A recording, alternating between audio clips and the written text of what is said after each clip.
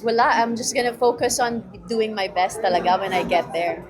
And what's it gonna be like? Kumbaga, no, parang this, ano nang sabi nila sa group chat ng Miss Universe? Ano nang pinag-uusapan nyo ng mga candidate?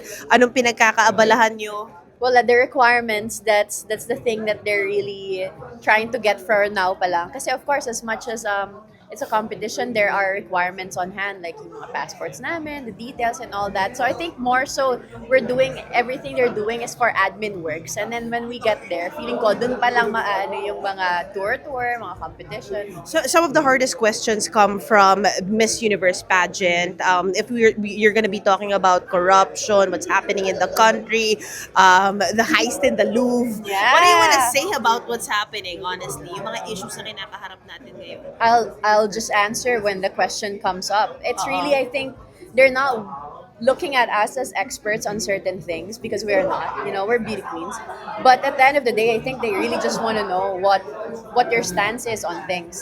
So what is your stand with what's happening? On certain what? On what's happening in the country? In the country, you know, there's a lot of things happening in the country, and I think it really boils down to making sure that we choose our proper leaders, because at the end of the day, the power is with us. So let's not forget that we have that power. Are you the type who will go to the rallies, etc.? Yeah. And then after that, how will you also influence other countries to again be really interested in pageantry? We do know that this is now the powerhouse. Asia is the powerhouse. How would you put to magnify again Miss Universe all over the world?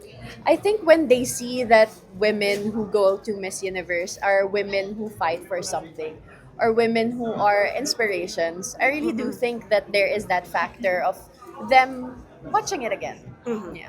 Go ahead. Isa sa Thailand gagawin yung Miss Universe. The last time we won Miss Universe sa Thailand, Emma won in Thailand. Yes. Oo. Nape-pressure ka ba or feeling mo may luck na Yes. dala ang Thailand and naniniwala ka ba sa mga ganyan? Oo, naniniwala ako sa luck, naniniwala ako sa destiny. And I really do think that Thailand is the lucky country for the Philippines to compete in this year. And to describe your journey so far, napakahaba ng journey to Yes. get here. Super. How would you describe it? Oh my God, it's been an adventure. It really has been. 18 years, imagine that. I started doing pageants at 10 years old. And this is my closing chapter. So I'm really excited to give it all, give it my best, because this is my last one, but also enjoy it. Kasi nga, it's my last one. May anting-anting ka bang dadalhin na bigay ng mami mo? O Anting-anting? Oo, Wala pa ano ba kahit yung dragon na to? Kaya nga sabi ko, ano, yung dragon talagang agaw eksena, girl.